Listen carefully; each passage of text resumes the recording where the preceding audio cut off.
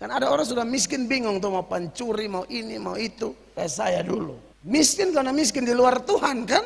Jadi di otak ini pencuri. Dan saya melakukan itu.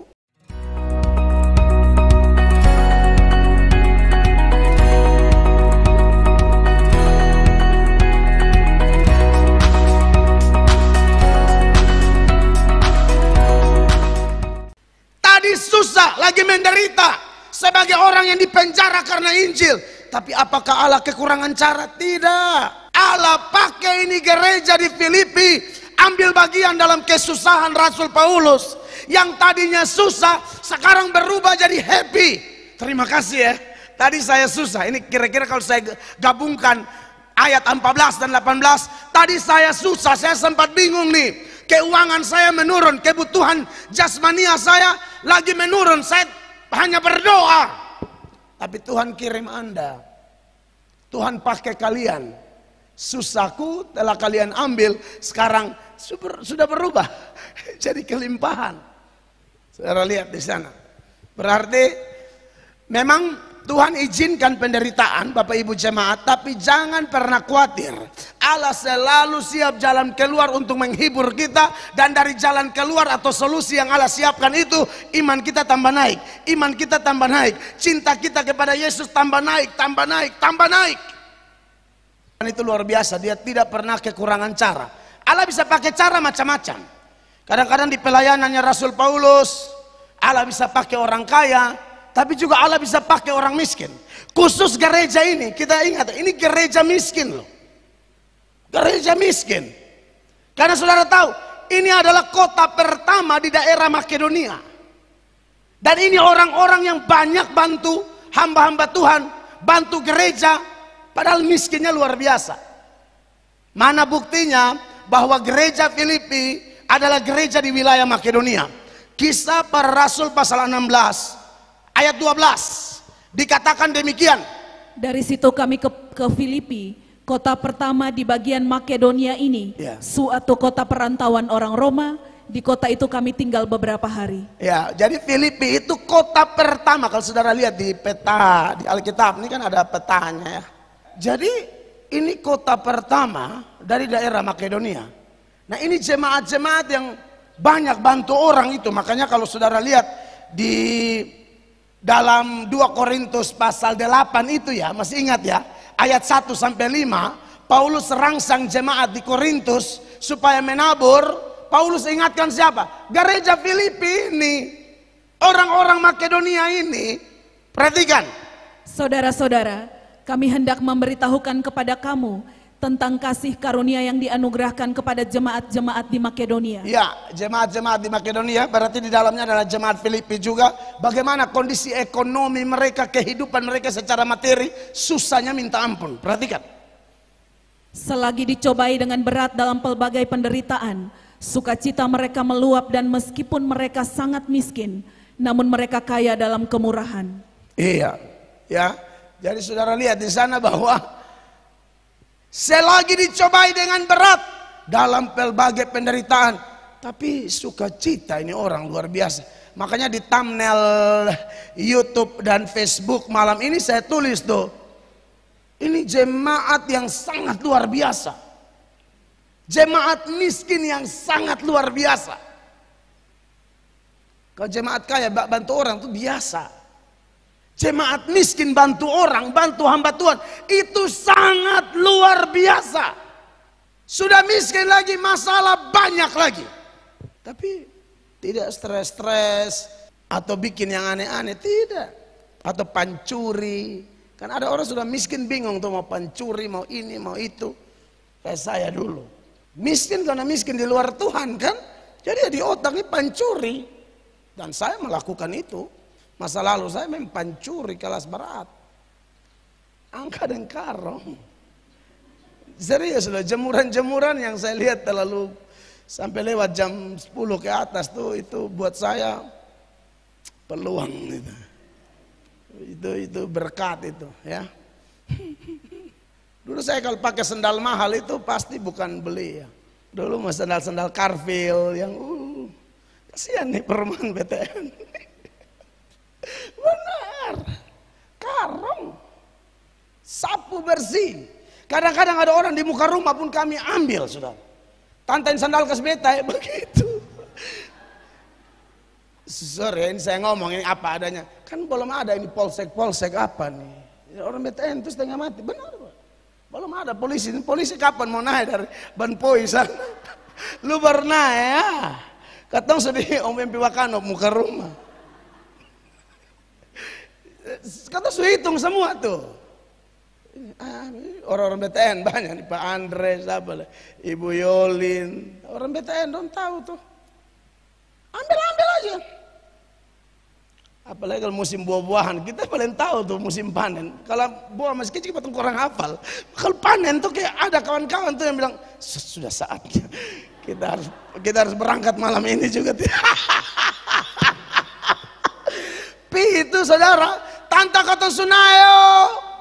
Sampai tanta keluar, ada dong setengah tanta no sadikis.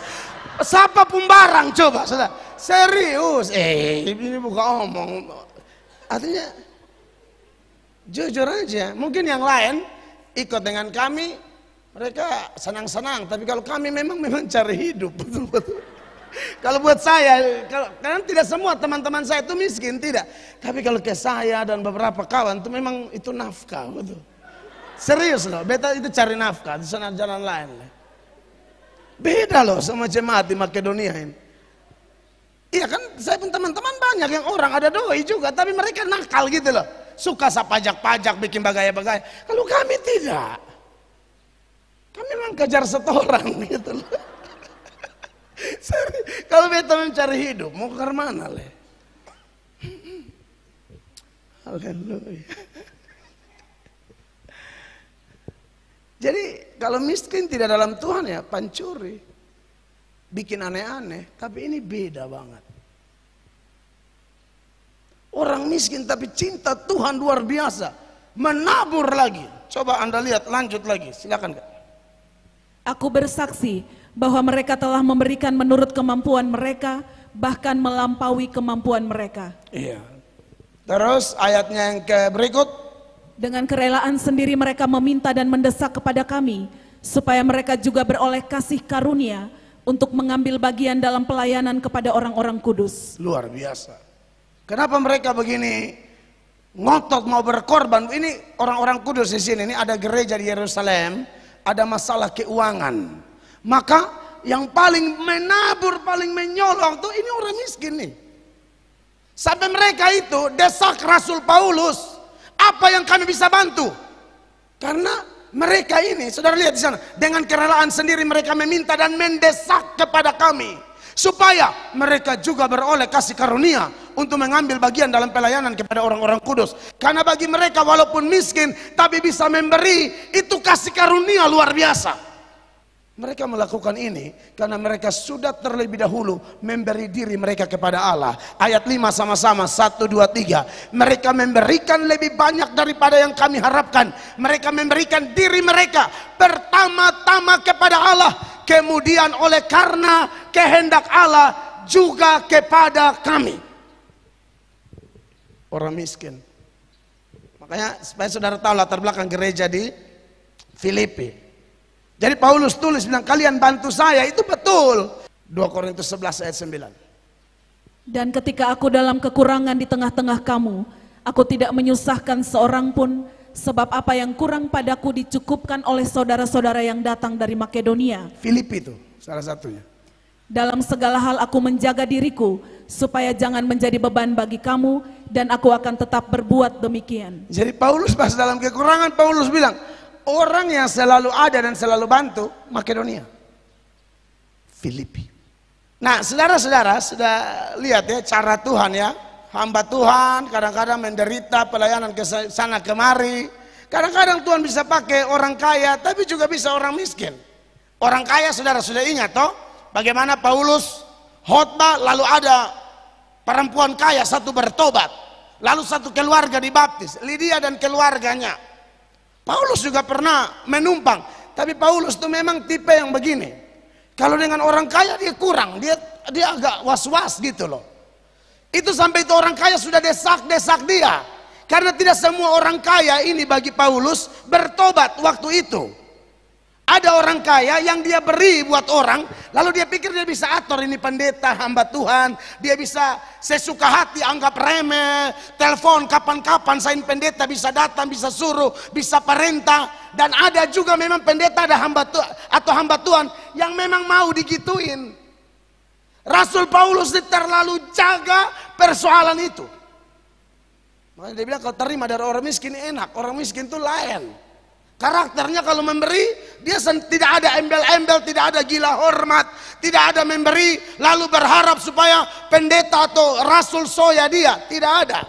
Makanya waktu di rumah Lydia sampai bujuk, nginap di rumah dulu, kira-kira begitu. Mari saya tunjukkan ya, di dalam Kisah Para Rasul 16 ayat 14 dan 15. 14 bilang begini, ini waktu pertobatan Lydia kan, perhatikan. Seorang dari perempuan-perempuan itu yang bernama Lydia turut mendengarkan. Ia seorang penjual kain ungu dari kota Tiatira yang beribadah kepada Allah. Ya. Tuhan membuka hatinya sehingga ia memperhatikan apa yang dikatakan oleh Paulus. Ya, itulah pertobatan dari Lydia. Lalu apa yang terjadi? Mereka satu keluarga dibaptis. Sesudah ia dibaptis bersama-sama dengan seisi rumahnya, ia mengajak kami, katanya, jika kamu berpendapat bahwa aku sungguh-sungguh percaya kepada Tuhan, marilah menumpang di rumahku. Ia mendesak sampai kami menerimanya. Lydia desak, minta mohon-mohon, Paulus tidak mau. Tapi akhirnya mereka bilang, wah kali ini orang kaya lain, ini beda, terima aja. Maka mereka nginaplah di rumah Lydia. Jadi ini menarik ya, nanti kita belajar lebih dalam dari prinsip-prinsip Paulus ini. Ini memang pendeta harus perhatikan ini. Dia tahu kapan terima bantuan dan dia tahu kapan tolak bantuan. Dan semua ada alasan. Tidak serta-merta kalau dibantu terima semua, belum tentu. Dia tahu kapan harus terima, dia tahu kapan harus bilang, tidak usah, cukup, pas. Nah, saudara-saudara yang diberkati oleh Tuhan Yesus Kristus. Jadi menarik bahwa Tuhan ini bisa pakai orang kaya, bisa pakai orang miskin, dan khusus gereja Filipi orang miskin. Anda masih ingat kan bagaimana Elia, saya sudah khotbah, Tuhan bisa servis dia begitu rupa. Satu Israel ada resesi, dia resepsi sendiri-sendiri di Sungai Kerit. Hujan tidak turun 3,5 tahun. Kekeringan, kelaparan luar biasa. Semua ada setengah mati. Dia ada berenang enak di Sungai Kerit. Tidak ada berenang sih, tapi pasti dia mandi lah gitu kan. Sore-sore burung gagak antar daging, antar roti. Tapi Bapak Ibu kan ingat, Sungai Kerit kering. Kenapa kering? Tuhan sedang ajar Elia, jangan bergantung pada kerit. Burung gagak pun berhenti antar roti dan daging. Kenapa berhenti? Tuhan sedang ajar, jangan bergantung kepada kerit, jangan bergantung kepada gagak. Bergantunglah kepada Allah. Pendeta kalau galap mata lihat orang kaya, dia bergantung sekali dengan orang kaya. Dia lupa dia layani itu Tuhan Allah. Mereka semua jemaat mau kaya mau miskin Tuhan pakai semua. Pendeta jangan gagal fokus kok. Galap mata langsung lihat yang kaya saja, tidak bisa begitu. Hati-hati dalam hal itu. Bahkan boleh mengkhotbahi dan memarahi dirinya sendiri. Kerit berhenti, gagak berhenti. Tuhan siap sapa? Janda di Sarfat. Yang tepungnya sudah tinggal sedikit, yang dia bilang kalau saya olah, saya makan, saya dan anak saya makan habis mati juga. Elia bilang buatkan saya dahulu, prioritaskan hamba Tuhan, buat dahulu, nanti baru kau lihat berkat Tuhan. Betul toh, tercurah. Jemaat di Filipi pun orang yang sama di zaman Filipi, di zaman Paulus maksud saya, miskin menderita, tapi prioritas bantu gereja, prioritas bantu hamba Allah. Luar biasa. Makanya saya bilang jemaat miskin luar biasa, hebat. Kristen pasti bangga ada jemaat-jemaat model begini. Maka dari itu kenapa ya, semua orang kaya memberi, Tuhan Yesus lihat tuh. Pemberian kita semua tuh Tuhan Yesus lihat. Mau kaya mau miskin semua Tuhan lihat. Dan ingat, Tuhan bukan tipe yang orang yang dada gamatar karena wih ini 1M nih. Oh tidak. Tuhan lihat sampai kedalaman hati orang. Makanya ingat ya janda yang 2 peser itu di Lukas 21 ayat 1 dan seterusnya. Coba ayat 1. Ketika Yesus mengangkat mukanya, Ia melihat orang-orang kaya memasukkan persembahan mereka ke dalam peti persembahan. Jadi percayalah, semua orang kaya yang ada di sini, mau yang ada di rumah, Anda memberi itu, Tuhan lihat Anda. Dan Tuhan uji sampai kedalaman hati Anda. Tuhan pasti lihat Anda. Tapi Anda yang rasa Anda tidak kaya, Anda menengah, bahkan Anda miskin, Tuhan pun tidak tutup mata dengan pemberianmu. Dia juga lihat Anda. Perhatikan ayat 2. Ia melihat juga seorang janda miskin memasukkan 2 peser ke dalam peti itu. Ia melihat juga seorang janda miskin. Dan semua dia nilai. Mana nih yang memberinya sesuai kehendakku. Bukan masalah jumlah. Bukan masalah jumlah. Motivasi. Sesuai dengan firman Allah, dengan hati Tuhan atau tidak. Dan Bapak Ibu sudah tahu. Dalam penilaian ini ternyata memang orang-orang kaya dalam konteks ini salah. Makanya Tuhan bilang janda ini memberi pemberiannya terbaik, paling besar, paling banyak, paling berkenan, paling menggugah sorga. Persembahan janda miskin ini. Uangnya berapa sih saudara-saudara? 2 peser. Peser itu mata uang terkecil. Dia cuma ada yang 2 peser. Tahu pulang ini mau numpang siapa mengkeledai, kan belum ada motor waktu itu. Apakah beliau juga seperti kita zaman sekarang tahan-tahan keledai di jalan? Saya tidak tahu. Pokoknya yang penting besok kasih, besok tahu pulang dari gereja, ini pulang dari bait Allah, tahu beta naik apa? Karena semua dia kasih. 3. Lalu ia berkata, aku berkata kepadamu, sesungguhnya janda miskin ini memberi lebih banyak daripada semua orang itu. Kenapa? 4. Sebab mereka semua memberi persembahannya dari kelimpahannya, tetapi janda ini memberi dari kekurangannya, bahkan ia memberi seluruh nafkahnya. Haleluya. Saudara, jadi jangan ada alasan bilang, oh saya miskin, saya tidak bisa menabur bagi Tuhan Allah. Kata siapa? Stop mengasihani diri sendiri. Kata siapa? Apakah ini gereja Amazing Grace ini berdiri orang kaya semua di sini? Kan tidak. Dan ini gereja pun kita pegang doktrin yang Alkitabiah. Ikut Tuhan tidak harus kaya. Bahkan minggu lalu kita belajar bagaimana keadaan jasmani Paulus tuh naik turun. Dia bilang aku tahu apa itu kelimpahan, aku tahu apa itu kekurangan, aku tahu apa itu kenyang, aku tahu apa itu lapar. Itu Kristen yang sejati begitu. Hidup tuh begitu. Kadang kita tinggi sekali, kadang Tuhan kasih turun sedikit, bahkan sampai Tuhan angkat lagi. Suka-suka Allah. Yang penting kita tetap ada dalam area keselamatan, berpakaian kekudusan. Itu yang penting. Bukan masalah naik turun ekonominya, bukan itu. Jangan dibodohi oleh doktrin-doktrin sesat yang bilang ikut Tuhan harus kaya. Kaya apa? Bukan tujuan. Kalau Tuhan kasih kaya syukur, tapi nanti dia akan proses Anda. Anda akan rasa hidup seperti Paulus, sabantar naik, sabantar turun. Seperti Raja Daud, dia bilang apa? Sebentar saya di padang rumput, sebentar saya di lembah kekelaman. Bukan selalu Tuhan bilang, aku hanya bawa dombaku ke padang rumput dan aku jaga sampai dia mati di padang rumput. Tidak. Takut domba masuk lembah bayang-bayang maut. Anda bisa bayangkan itu. Makanya kenapa beta suruh banyak berdoa? Kenapa Tuhan suruh banyak berdoa? Karena kalau sekarang lagi di rumput, 2 hari lagi bisa di lembah. Kita semua alami itu. Satu-satu kita bersaksi, kita akan setuju dengan kebenaran ini. Saya yakin tidak ada kita yang cerita bilang, saya ini di rumput di air, di rumput di air. Saya tidak percaya. Saya tidak percaya Anda hanya di rumput di air, di rumput di air. Coba siapa berani tolong, beta kasih Anda bersaksi di sini. Habis bersaksi begas lu sampai. Haleluya. Saya yakin kau sedang tipu. Tidak ada orang Kristen di rumput hijau terus. Tapi yang tidak mungkin bergeser dari hidup kita, mau di rumput kah, mau di lembah kah, mau dikurang kah, dikelimpahan kah, dia tetap beserta kita. Itu mutlak. Kalau itu tidak bergeser tuh, itu mutlak tidak bergeser. Dia tetap beserta kita. Itu yang paling penting. Bukan masalah naik turun jasmanianya. Tuhan baik, saudara-saudara. Anda lihat itu kan? Sebentar dia bisa pakai orang. Semua, jadi nikmatin aja ya. Saudara jangan jauh dari dia ya. Kita jelas komitmen kita ya.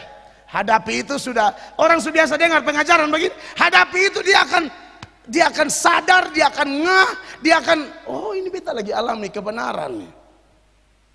Amin. Bukan alami kutuk loh, salah. Anda tidak dikutuk, tidak. Tuhan sedang melatih Anda tambah kuat, tambah dewasa, tambah kudus itu. Siapa bilang Tuhan benci Anda? Tidak ada. Kalau Tuhan benci, kenapa dia bilang, hei domba, pergi ke tengah serigala? Apakah pergi lalu Tuhan bilang, dah belari? Kan sudah ada begitu. Dia jaga kau. Serigalanya tidak lihat, aman deh. Aman. Ini bukan gembala kok. Bibendu, lari. Tidak pikir begitulah. Masa Tuhan kita kayak begitu? Amin, saudara-saudara. Orang tua cinta dia sungguh-sungguh. Anda belum panen sekarang, Anda tutup mata, anak-anak mau perkasa di bumi. Beri tepuk tangan yang meriah bagi Tuhan. Jangan takut. Dan saudara, ini yang saya lihat dari ini, jemaat luar biasa yang miskin ini.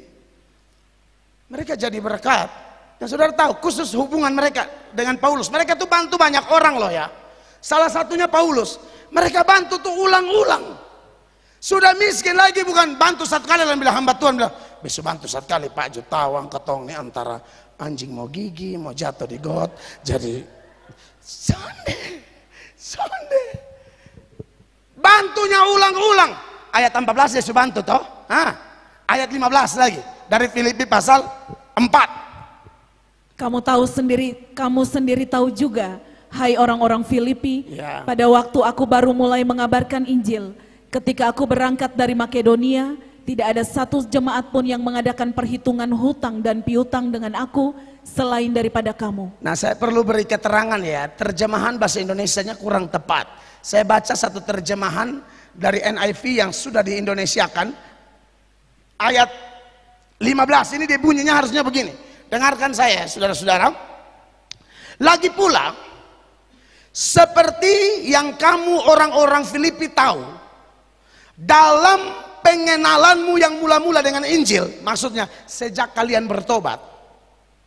Pada waktu itu aku berangkat dari Makedonia, tidak ada gereja yang membagi dengan aku dalam hal memberi dan menerima, kecuali kamu saja.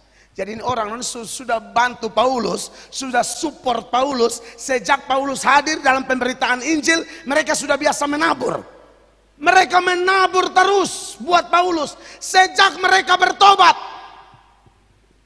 Makanya kalau ada orang masih pelit, saya rasa Anda belum bertobat. Anda belum bertobat. Anda orang bertobat minimal satu dia sudah mulai murah hati itu. Kalau yang belum tuh kakeknya luar biasa. Dia lewat Oebelo, semua kanik sembah bilang nenek mau lewat dulu. Kanik Oebelo, buat yang di rumah. Kanik Oebelo itu adalah simbol nenek moyang dari kikir. Orang paling kikir di dunia, nenek moyangnya itu ada di Oebelo. Begitu maksud kami. Nah, jadi saudara-saudara, perhatikan. Dan Bapak Ibu tahu ada ayat bilang orang sakikir itu tidak masuk surga. Dia terlupa di mana, pokoknya ada. Orang kikir tidak masuk surga. 1 Korintus 9 ayat 6 bilang apa? Itu kalau 1 Korintus 6 ayat 9. Coba. Atau tidak tahukah kamu bahwa orang-orang yang tidak adil tidak akan mendapat bagian dalam kerajaan Allah? Janganlah sesat, orang cabul, penyembahan berhala, orang bersinah, banci, orang pemburit. Betul sama bahas yang lain dulu ini itu. Nanti saudara panjang lah nanti. Saudara nggak usah lihat ayat, bagi saudara bilang hantam di 9 dulu sudah. Biasa itu kita maju ke 10. Suka muka-muka lihat orang pun dosa, heran. Kita kan mau ngomong yang ini saja. Saya tidak ada urusan dengan 9 itu. Jangan bikin saya konsentrasi tak bahagia. Langsung 10 ya. Pancuri, orang kikir yang kanik Oebelo pung ini nenek moyang ini.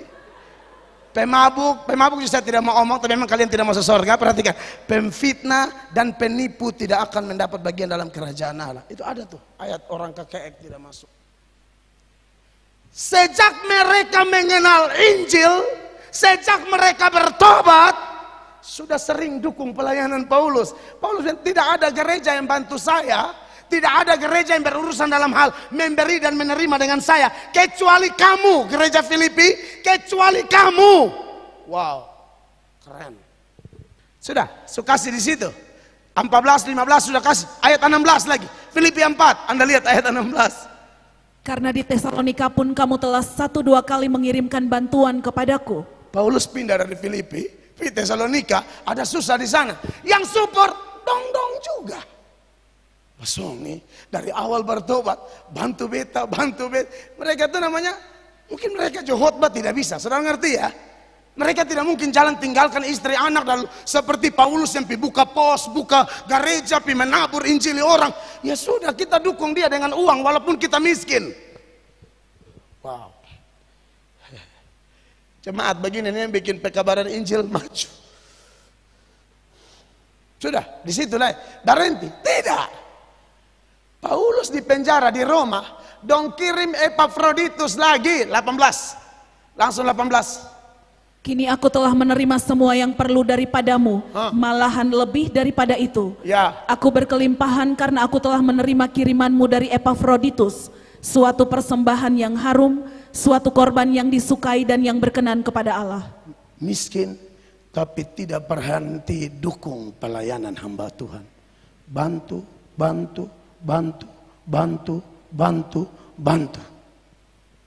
Wow. Ibu, terima kasih. Anda yang sementara ini khotbah jalan, Anda rasa Anda tuh mirip kayak ini jemaat. Saya mau kasih tahu, kamu tuh hidup dalam kasih karunia Allah. Roh Kudus sedang bekerja di hidupmu. Kamu mirip kayak jemaat ini. Saya tidak usah puji-puji deh. Saudara paling tahu, Roh Kudus sedang menghibur kau dengan khotbah ini. Tapi buat kau yang kakeek, kau sudah tahu Roh Kudus sedang bikin apa dengan kau malam ini. Kau juga bisa tafsir sendiri kalau kau punya otak. Nah sekarang perhatikan ini ya, bahwa orang model kayak jemaat ini, saya sudah bilang kan minggu lalu dan mungkin beberapa khotbah yang lain, Tuhan tuh tidak mungkin tutup mata, tutup telinga kalau ada orang model kayak jemaat di Filipi begini, tidak mungkin. Ya, Anda lihat ayat 17 nih. Perhatikan ayat 17. Sebenarnya ini kita soroti ayat per ayat ya. 17 dia bilang begini. Tetapi yang kuutamakan bukanlah pemberian itu, melainkan buahnya yang makin memperbesar keuntunganmu. Saudara lihat di sini.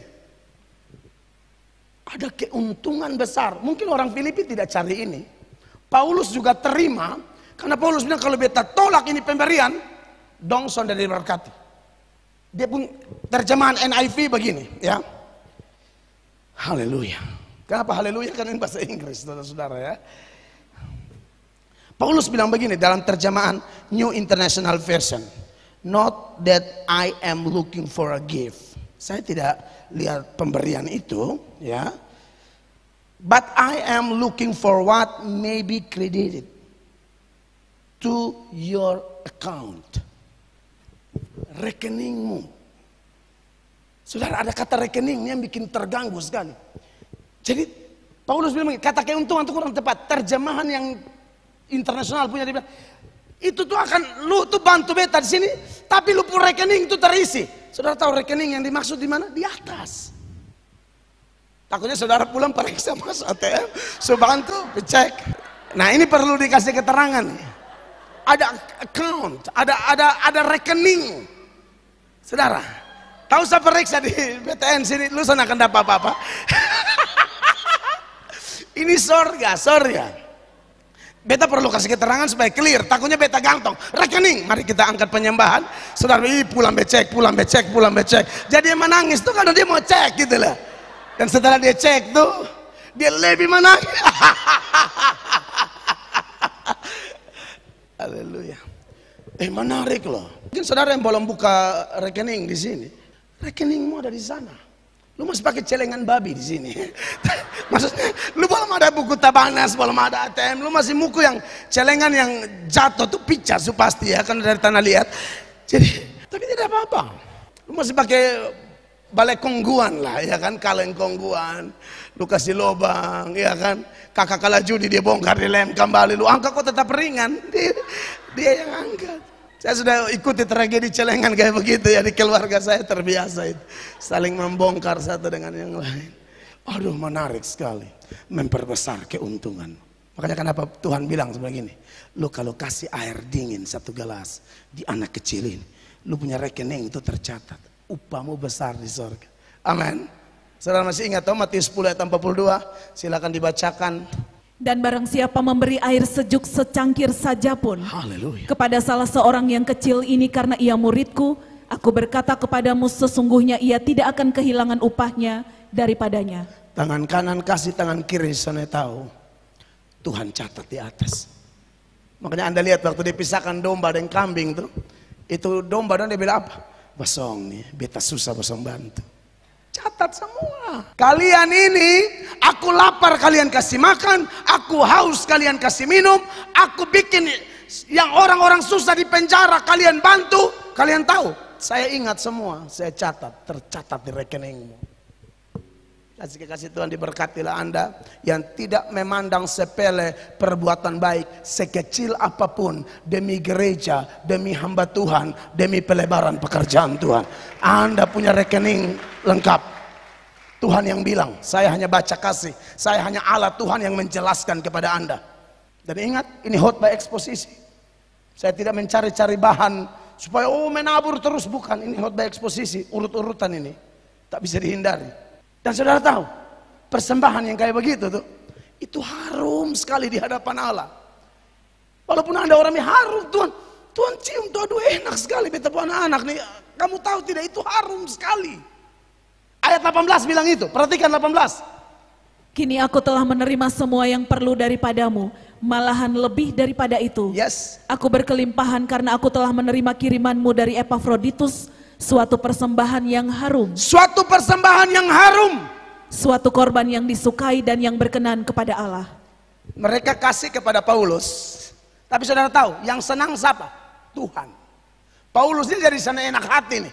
Ibu Song nih kasih terus. Tapi Roh Kudus bilang sama Paulus, tulis ke mereka. Lu mungkin jaga perasaan, tapi saya senang. Persembahan mereka tuh saya cium, enak sekali, harum sekali.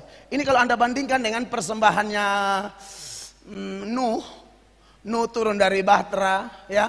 Lalu Nuh bakar mesbah di Kejadian 8 ayat 21 itu ya. Ada juga kata harum, dan memang itu harum di hadapan Allah, berkenan di hadapan Allah. Ketika Tuhan mencium persembahan yang harum itu. Sampai di situ. Jadi saudara lihat, jadi persembahan kita tuh harum. Jangan sepelekan perbuatan baik sekecil apapun. Tidak semua kita punya karunia khotbah kayak Bapak Gembala. Tidak semua. Tapi Anda yang dengan rela hati bapak-bapak bantu parkir, Anda pikir Tuhan tidak catat? Saya yakin demi Yesus perbuatan baikmu tuh harum sekali di hati Bapak di sorga. Mana ada orang mau bantu parkir di gereja-gereja? Hanya orang-orang yang sudah hidupnya seperti Makedonia. Aku beri kepada Allah, aku beri juga kepada pekerjaan Tuhan. Enak sekali, Tuhan senang. Jadi Anda beri buat apapun, ingat, mungkin saudara kasih di persekutuan doa, hamba Tuhan A, B, C. Tapi Anda ingat, saya sedang kasih untuk Tuhan. Seperti janda di Sarfat itu buat kasih Elia, sebenarnya dia sedang buat untuk Tuhan. Elia cuma alat saja, mau uji orang saja. Karena Tuhan tidak mungkin kasih tunjuk rupa di itu orang. So miskin, lihat Tuhan muncul, mati semua. Sudah aja mikir repot, biar Paulus saja. Amin, saudara-saudara. Dan yang lebih luar biasa, mereka sangat miskin, tapi ingat, Allah sangat kaya. Amin. Mereka memberi dari kemiskinan, tapi Allah balas mereka dalam kekayaannya dia. Ayat 19 bilang apa? Sama-sama baca. 1, 2, 3. Allahku akan memenuhi segala keperluanmu menurut kekayaan dan kemuliaannya dalam Kristus Yesus. Kau beri dari sangat miskin, sangat kurang, tapi Allah balas engkau dari kekayaannya, kemuliaannya. Dan ini jelas bicara lebih banyak jasmani. Khusus ayat 19 ini bicara lebih banyak jasmani, supaya saudara tahu. Kalau yang 17 tadi rekeningmu, itu yang di sorga. Tapi yang 19 di bumi, kita tidak mungkin kekurangan. Beri tepuk tangan yang meriah bagi Tuhan. Segala puji, segala hormat bagi Dia. Mari kita berdiri bersama-sama. Tuhan dimuliakan, Tuhan dimuliakan. Haleluya.